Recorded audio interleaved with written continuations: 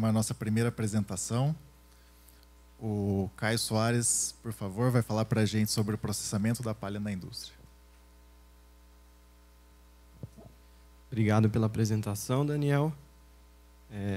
Primeiramente, bom dia a todos. Meu nome é Caio Soares e hoje eu vou falar sobre sistemas de limpeza a seco e lavagem de palha. Vou iniciar a apresentação com um sumário que contém os principais tópicos que serão abordados durante a apresentação. Vou iniciar com a motivação, vou falar sobre sistemas de limpeza a seco, como medir a eficiência do SLS, eficiências de separação de palha no SLS, alternativas de processamento de palha, remoção de impurezas minerais e elementos químicos, granulometria e, por fim, as conclusões. Vou iniciar, então, com a motivação do nosso trabalho, que é o desafio tecnológico que está por trás do aproveitamento da palha para queima e produção de energia elétrica. No âmbito do projeto Sucre, avaliamos diferentes rotas de recolhimento de palha por forrageira, enfardamento e colheita parcial. Ao recolher essa biomassa, nos deparamos com algumas características, como o alto teor de impurezas minerais, presença de contaminantes como cloro, potássio e enxofre, uma biomassa que sofre uma grande variação de umidade e granulometria. Então, sabemos que a palha é muito diferente do bagaço. E as caldeiras que estão em operação atualmente nas usinas são projetadas e fabricadas para queimar exclusivamente o bagaço. Então, o que acontece se incluirmos uma nova biomassa nesse processo? Pode provocar uma série de consequências, como a diminuição da eficiência de queima, incrustação e corrosão, aumento dos custos de manutenção. Uma solução hipotética para isso seria trocar as caldeiras por caldeiras de palha, mas sabemos que isso é inviável, porque tem um alto custo envolvido nisso. Então, o projeto procurou identificar melhores práticas para viabilizar o uso da palha em caldeiras de bagaço. Ou seja, tornar a palha cada vez mais parecida com o bagaço em termos das propriedades físico-químicas. Nesse contexto, insere-se a minha apresentação e a dos dois próximos colegas que vamos suceder aqui. Na rota de recolhimento de palha por colheita parcial, a palha é transportada junto com os comos para a usina e lá na indústria ocorre a separação da palha dos comos pelos sistemas de limpeza a seco. Aqui temos umas imagens que mostram os sistemas de limpeza a seco. A maioria desses sistemas funcionam através da injeção de ar no colchão de cana, separando a palha por densidade. Aqui temos um exemplo de sistema com injeção de ar no sentido descendente. Aqui, um sistema de limpeza a seco, que a injeção de ar ocorre no sentido ascendente, de baixo para cima. E aqui temos um conceito totalmente diferente de sistema de limpeza a seco, que a separação é feita por tamanho. O sistema cilíndrico oitavado, que é como se fosse uma peneira gigante, que faz o peneiramento da cana e separa a palha. Como medir a eficiência do sistema de limpeza a seco? Existem duas metodologias principais. A amostragem transportador de correia, que muitas vezes é feita através do auxílio de dispositivos do tipo gaveta, e a metodologia chamada pesagem total. Nesse trabalho, nós optamos pela metodologia da pesagem total e eu vou explicar o porquê. A metodologia de amostragem em transportador de correia, a eficiência do sistema é calculada com base na amostragem de cana na entrada e na saída do sistema. Essas amostras são encaminhadas para o laboratório para fazer a determinação do teor de palha presente tanto antes como após o sistema, mas nós sabemos que essa determinação ela tem uma baixa precisão e uma grande variação. Então, no cálculo da eficiência nessa metodologia, esse parâmetro ele aparece tanto no numerador quanto no denominador. Então, qualquer variação que ocorrer nesse parâmetro vai dar uma interferência muito grande no valor da eficiência. Inclusive, em alguns casos, pode ocorrer até resultados negativos.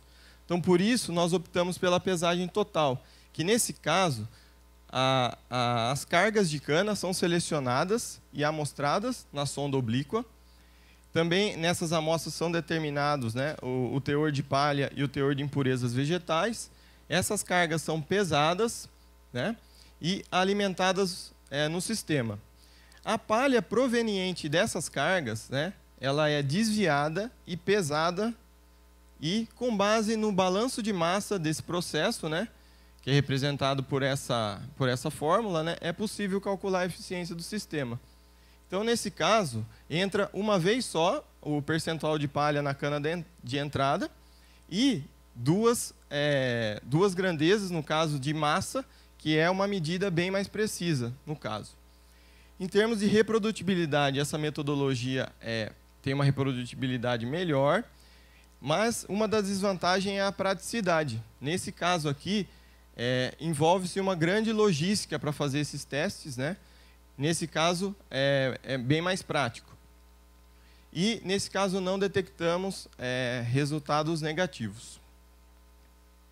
Bom, aqui temos resultados, né, de eficiências de separação de palha no sistema de limpeza seco. Nessa tabela, fizemos os testes em 6 diferentes usinas que têm diferentes sistemas de limpeza seco. Na última coluna temos os resultados de eficiência de separação de palha, que variaram desde 18% até 38%, né, com uma média de 28%. Realizamos no total 18 testes, utilizando a metodologia da pesagem total. Então, o que a gente pode tirar disso, né? Que a gente encontrou eficiências menores que as informadas pelos fabricantes e obtidas por outros métodos de avaliação. É importante também comentar sobre esse parâmetro, que é a palha separada durante o teste, que muitas vezes é esquecido, né? E esse parâmetro representa o processamento de palha no sistema de beneficiamento, em toneladas por hora. Podemos verificar aqui que não necessariamente a maior eficiência está relacionada com o maior processamento de palha, que foi, nesse caso, 23,5%. Outro parâmetro importante que influencia na eficiência do sistema é a quantidade de palha, a porcentagem de palha na cana de entrada. Esse parâmetro é difícil de ser avaliado, o seu impacto. Nós não conseguimos executar testes para avaliar de fato a influência desse parâmetro, porque é necessário fazer um isolamento de outras variáveis e para construir um gráfico, né, da influência da palha em função da eficiência do sistema. Porque isso envolve uma logística muito grande na usina, porque tem que envolver tanto o setor industrial e o setor agrícola, né, para trazer cana com diferentes teores de palha para avaliar a eficiência do sistema. Bom, entrando então na parte de processamento de palha, e aqui alternativas, e quando eu falo sobre alternativas, aquelas maneiras, né, de processar a palha que se diferem das convencionais, que é o uso de peneira rotativa e triturador de palha convencional, tanto de facas quanto de martelos. Nessa primeira alternativa, que eu chamei de número 1, consiste em lavagem e dosagem no último terno de extração. Nesse caso, a cana mais a palha entra no sistema de limpeza seco, são separados, né? A cana vai para a moenda e a palha, separada pelo SLS, segue para lavagem, drenagem, a água suja passa por um tratamento e retorna no sistema, e a palha lavada é dosada no último terno de extração. Então, após a moenda, já sai uma mistura palha e bagaço que segue para a caldeira.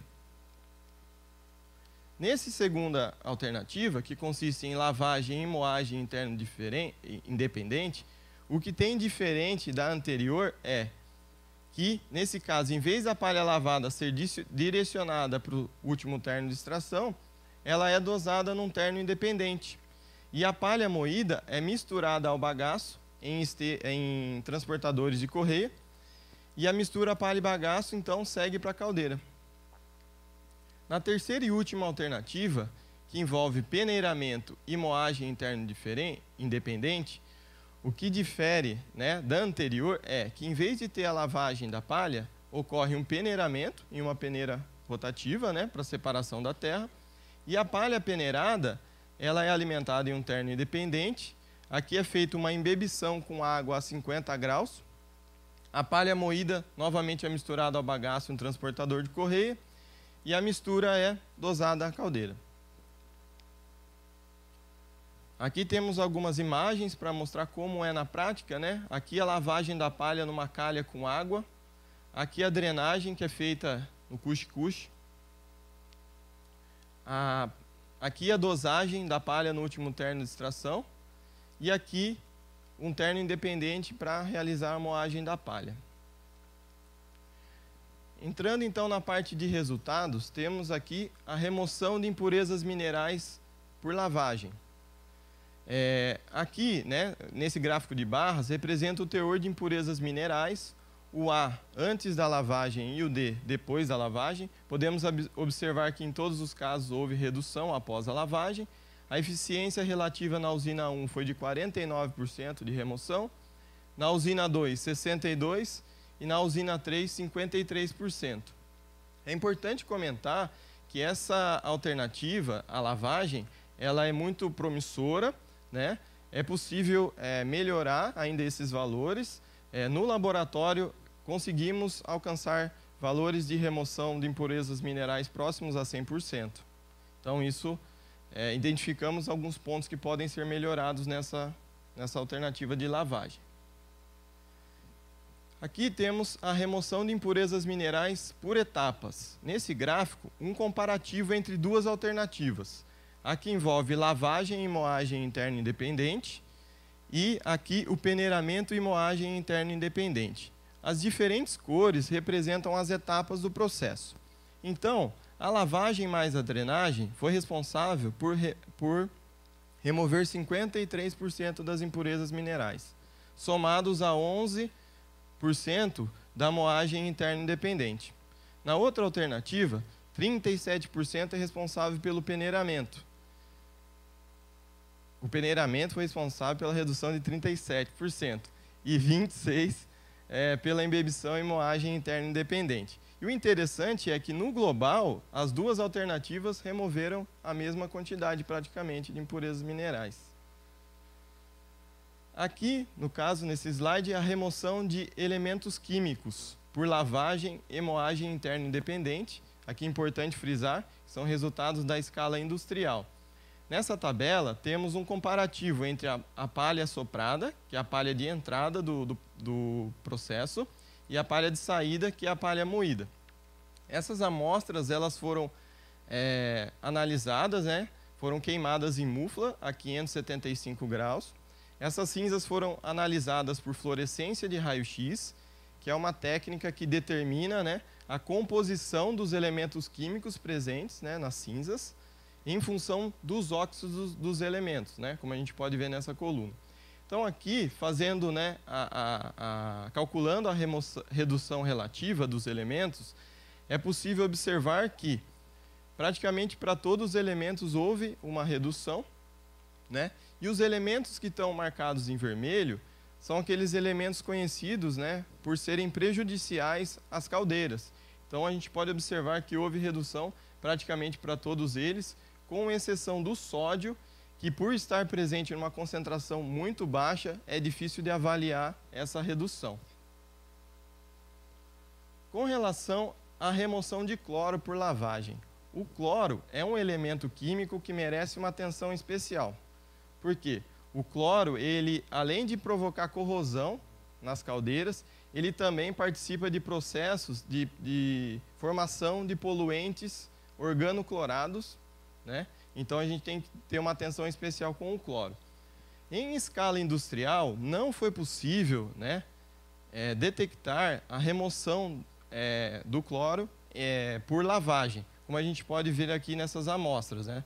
O teor de cloro foi estatisticamente equivalente desde a entrada do processo até o final.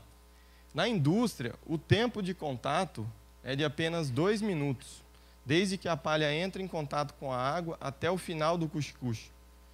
A temperatura utilizada na indústria é ambiente e a concentração de cloro, no caso, cloreto, na água de lavagem, que é a água inicial, já é 62 miligramas por litro.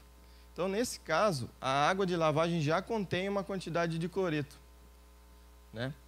Então, a partir desses resultados na escala industrial, né, isso nos motivou a executar uns testes de laboratório em condições controladas para melhor entender esse processo. Aqui, então, o estudo que realizamos em escala de laboratório, em condições controladas, utilizando um shaker, uma escala de 20 gramas de palha, 400 mililitros de água, no caso destilada, 240 rotações por minuto, né? Fizemos um estudo extensivo de variáveis, né? Avaliamos parâmetros como temperatura e tempo, né? Aqui só está um resumo de tudo que foi feito, para mostrar que tanto a temperatura quanto o tempo tem impacto na remoção de cloro, mas no caso o tempo foi um parâmetro que foi mais importante nesse caso. Realizando, então, um experimento num equipamento que possui uma capacidade de fazer uma agitação mais vigorosa, 1.500 RPM, foi possível, né, utilizando água à temperatura ambiente e fazendo o processo em mais de um estágio, remover até 93% do cloro.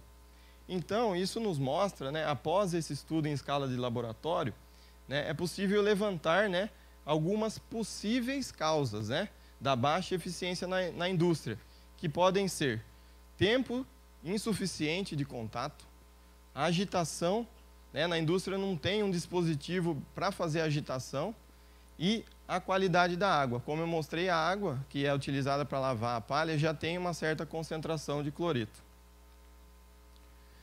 A granulometria, né, os resultados de granulometria, eu coloquei na forma de imagens para facilitar, né, o entendimento, e a gente pode fazer uma comparação entre as duas imagens. Aqui temos o bagaço após o 6º terno de extração. A análise granulométrica mostrou que praticamente 100% em massa corresponde a partículas menores que 15 milímetros. A mistura palha e bagaço produzida, né, através da dosagem de palha no último terno de extração tem esse aspecto. A gente pode observar que é bastante similar ao do bagaço. E a análise granulométrica mostrou 95% em massa abaixo dos 15 milímetros. Isso é um resultado interessante. Com relação à palha, triturada em um triturador convencional, né, de martelos, o pessoal das usinas costumam chamar de desfibrador, né, a gente pode observar aqui partículas, né, de palha grande, né, e a análise granulométrica mostrou 70% em massa abaixo dos 15 milímetros. Já a palha moída em um terno de moenda independente, ela tem fibras menores, e a análise granulométrica mostrou 90% abaixo de 15 milímetros. Com relação ao processo de mistura da palha ao bagaço, né? Quando a mistura é feita dosando a palha no último terno de extração, a gente tem, então, uma mistura bem mais homogênea, como a gente pode observar nessa imagem, em relação ao processo de mistura que é feito em transportador de correia. Nessa imagem, a gente pode observar nitidamente os fragmentos grosseiros de palha que estão aí dispersos sobre o bagaço. Então, as conclusões do trabalho, para finalizar. As eficiências de separação de palha dos sistemas de limpeza a seco variaram entre 18% e 38%, uma média de 28%. Os valores medidos estão abaixo dos reportados pelos fabricantes. O processo de lavagem de palha na indústria apresentou resultados promissores em termos da redução de impurezas minerais, com uma média de 55%, com picos de até 79%, né? As causas da baixa eficiência de remoção de cloro por lavagem na indústria podem ser tempo de contato insuficiente, ausência de dispositivo de agitação e qualidade da água. E os processos, então, de lavagem, drenagem e dosagem no último terno de extração produzem misturas de palha e bagaço mais homogêneas em termos das propriedades físico-químicas. Por fim, gostaria de agradecer todas as pessoas que contribuíram, né, para esse trabalho. É importante comentar que é um trabalho feito por uma equipe grande de pessoas, né? Hoje estou aqui apenas como um representante, né, da equipe. E também gostaria de agradecer a atenção de todos os presentes. Muito obrigado.